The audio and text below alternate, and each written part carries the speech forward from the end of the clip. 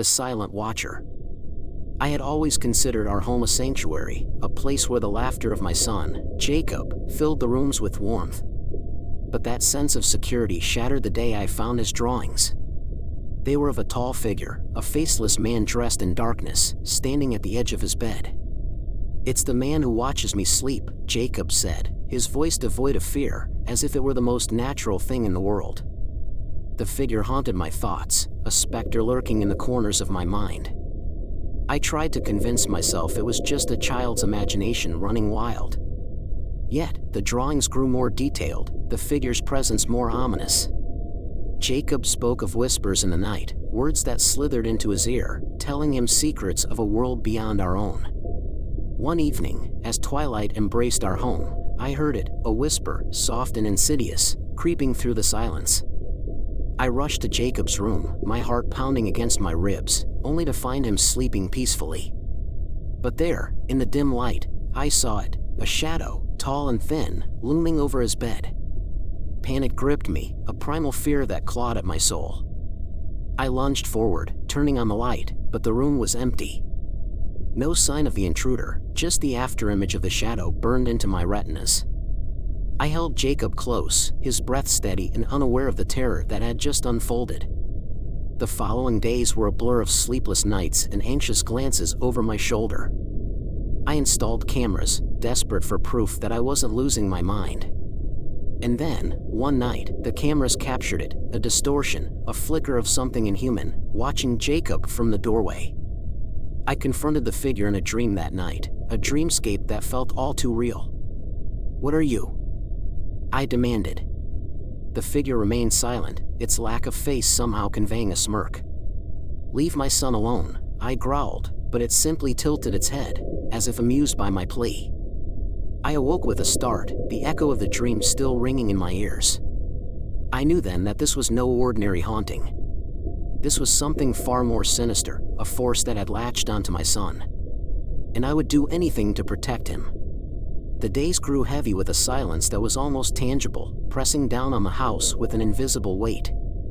Jacob's drawings multiplied, each one more disturbing than the last. The faceless man now stood with outstretched arms, as if beckoning my son to step into the void beyond his bedroom walls. I sought help, consulting experts in the supernatural, but they offered no solace. They spoke of entities that feed on fear, that slip through the cracks of our reality. "Protect your thoughts," they warned. "It's your fear that gives it strength." That night, I sat by Jacob's bed, watching over him. The whispers returned, a cacophony of voices that seemed to come from everywhere and nowhere. I strained to understand, to find meaning in the madness. And then, amidst the chaos, I heard it, a single phrase, clear and chilling: "He is ours." I sprang up, a scream caught in my throat, and the room plunged into darkness. The air grew cold, and I felt it, an icy touch upon my shoulder. I spun around, my eyes searching the shadows, and there it was. The faceless man, a mere breath away, his clothes blending into the darkness. "Leave us!" I shouted, my voice trembling with a mix of anger and dread. The figure remained still, and then, with a movement that defied nature, it retreated into the wall, disappearing without a trace. I clutched Jacob to my chest, his small body a reminder of what was at stake. The next morning, I found a drawing left on the kitchen table. It was different, a message scrawled in a child's handwriting: "He comes from the mirror." My heart skipped a beat as I turned to the hallway mirror. The glass surface now seemed like a gateway to another world. As the sun set, I covered every mirror in the house, but the feeling of being watched never left. That night, I dreamt of a realm of mirrors, an endless labyrinth reflecting nothing but darkness. And in that dream, I heard Jacob's voice, distant and desperate: "Help me, Daddy." The whispers had become a constant undertone to our lives, a sinister soundtrack that played with our sanity. Jacob's eyes held a weariness that no child should know. He spoke less and less, and when he did, his words were cryptic, puzzles that twisted my gut with unease. "Where does he come from, Jacob?" I asked one evening, my voice barely above the hiss of the whispers. "The mirrors," he replied, his gaze fixed on the covered glass. "He lives in the reflections. Daddy. He's waiting." That night, the dreams took a darker turn. I found myself in a corridor lined with mirrors, each one reflecting a different scene of horror. In one, Jacob was older, his face gaunt, his eyes hollow. In another, the faceless man stood behind me, his hand on my shoulder, a silent promise of doom. I woke with a start, the images from the dream seared into my mind. The house was silent, too silent. I rushed to Jacob's room, my heart pounding a frantic rhythm. The bed was empty, the sheets cold. Panic surged through me as I searched the house, calling his name. Then I saw it, the one mirror I had missed, the glass now clear of its covering. And in its reflection, I saw Jacob, his small form standing in that otherworldly corridor of mirrors. I reached out, my fingers touching the cold glass, and the whispers crescendoed into a deafening roar. "Jacob!" I screamed, my voice lost in the cacophony. The glass rippled like water, and I plunged my arm through, the cold of the void biting at my skin. I grasped Jacob's hand, his fingers icy, his grip weak. I pulled with all my might, the whispers now screeches of rage. And then, with a pop that echoed through the house, we tumbled to the floor, the mirror shattering behind us. Jacob clung to me, his body trembling. "He's angry, Daddy," he whispered. "He's coming." Outside, the world darkened, a shadow creeping across the land. The faceless man was no longer confined to the mirrors.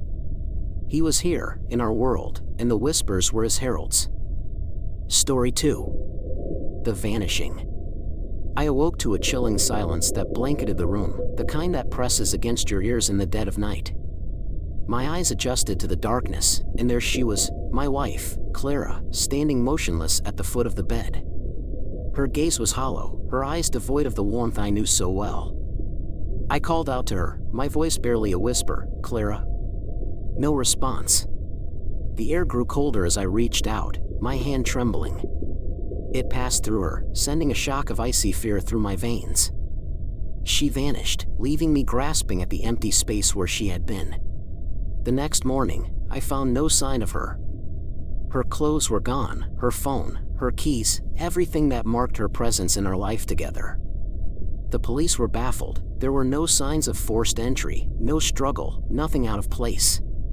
It was as if she had evaporated into the night. Days turned into weeks, and the search turned up nothing. I was alone, haunted by the image of her empty eyes. Nights were the worst.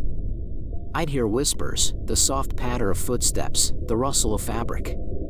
Each sound a cruel reminder of her absence. Then, one night, she appeared again. This time by the window, bathed in the ghostly moonlight. "Why are you doing this to me?" I pleaded. She just stared, and with a blink, she was gone again. It was then I noticed something odd, a book on the nightstand, one I'd never seen before. It was old, the leather cover worn, the pages yellowed with age. The title was etched in faded gold, Veils of the Void. I opened it, and the words seemed to dance before my eyes, telling tales of spirits and shadows, of realms beyond our own. One passage caught my eye. "For those who see beyond the veil, beware the touch of the other side, for it seeks to claim what it once lost." A chill ran down my spine. Was this a message? A warning? I began to research, diving into texts of the supernatural, seeking anyone who had experienced anything similar. That's when I found her, a medium, a woman who claimed she could communicate with the other side. Desperate, I arranged a meeting. Her house was an oddity, adorned with relics and charms, the air thick with the scent of incense. She listened to my story, her eyes piercing through me. "I can help you," she said, "but you must be prepared for the truth." The seance was set for midnight, the witching hour. The medium's voice rose and fell in an ancient chant, the candles flickering in response. A wind picked up, the room growing colder, and there, in the circle of light, Clara appeared. "Why did you leave me?" I cried out. Her lips moved, but the voice that came was not her own. It was something darker, a voice that echoed from the depths of the void. The medium's eyes were closed, her body swaying gently as if in a trance. The voice that spoke was not Clara's, It was guttural, ancient, and it filled the room with a sense of dread. "She is ours now," it said, and the temperature dropped, breath visible in the air. I demanded to know what it meant, but the medium's lips curled into a smile that was not her own. "The veil has been lifted, and she has seen the other side. She cannot unsee it." I was reeling, my mind racing to make sense of the words. The medium opened her eyes, and they were clear again. "Your wife has crossed into a realm where spirits linger," she explained.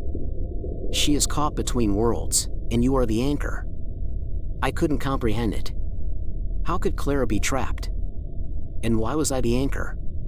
The medium handed me the worn book, Veils of the Void. "You'll find your answers here," she said.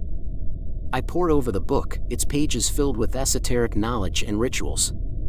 One chapter spoke of the anchor ritual, a way to bring back those who had slipped through the veil. It required an object of significance to the lost soul, a token of their life before. I knew immediately what I needed: Clara's locket, the one I gave her on our wedding day. It held a picture of us, happy and in love. That night, I set up the ritual.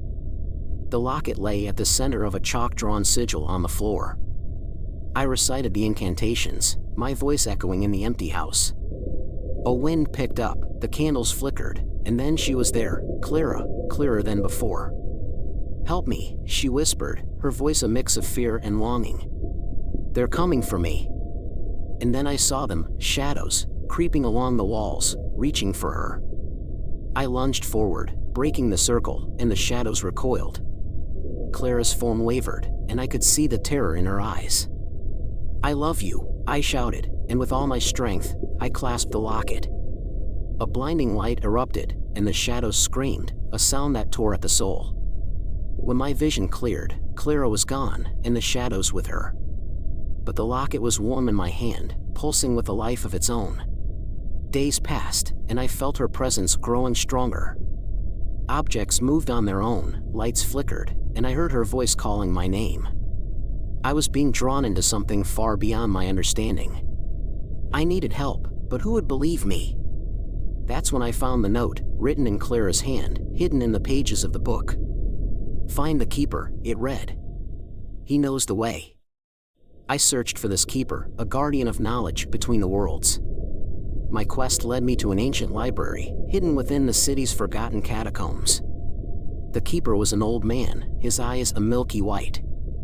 "You've meddled with forces you cannot control," he said. "But there is a way to save her." He spoke of a final ritual, one that could either bring Clara back or seal her fate forever. The keeper's eyes seemed to look through me, seeing into my very soul. "The ritual you seek," he began, his voice as ancient as the tomes that surrounded us, "is one of great peril. It is known as the soul binding. It can tether a spirit back to our world, but at a cost." My heart raced. "What cost?" I asked, fearing the answer. "A life for a life," he replied. "To bring her back, you must offer something of equal value." I struggled with the decision. Could I sacrifice another to save Clara? No, there had to be another way. "Isn't there any other option?" I pleaded. The keeper nodded slowly. "There's one possibility, but it requires pure intent and a bond that transcends the physical realm. Your love for her must be the conduit." I knew my love for Clara was boundless. It was the one thing I was certain of. He handed me a small, ornate box. "Inside, you will find a talisman. It will guide you through the ritual. But be warned, the shadows you encountered before will sense it. They will come for you." I took the box, its surface cold to the touch, and left the catacombs with a heavy heart. The night was upon me, and I could feel the weight of unseen eyes watching from the darkness. I prepared the ritual at home, the talisman at the center of a new sigil. I began the incantations, and the air vibrated with power. The shadows emerged, more terrifying than before, their forms twisting and writhing in the dim light. I focused on Clara, on our memories, our love. The talisman glowed, a beacon in the encroaching darkness. "Clara, come back to me," I shouted. The room erupted in light, and the shadows howled in rage. I could see Clara, her form solidifying, her eyes filled with tears. "I'm here," she said, her voice clear and strong. "I love you." The shadows lunged, but the talisman's light held them at bay. Clara stepped forward, reaching out to me. Our hands touched, and the connection was electric, a surge of energy that filled the room. The shadows recoiled, their forms disintegrating into nothingness. Clara was with me, truly with me. But the Keeper's words echoed in my mind, a life for a life. I felt a sharp pain in my chest, a spreading coldness. I looked at Clara, her eyes wide with horror. "No," she whispered. "Not you." But it was too late. I could feel myself slipping away. As my vision faded, I saw Clara, her form stable and real. She was safe, back in our world.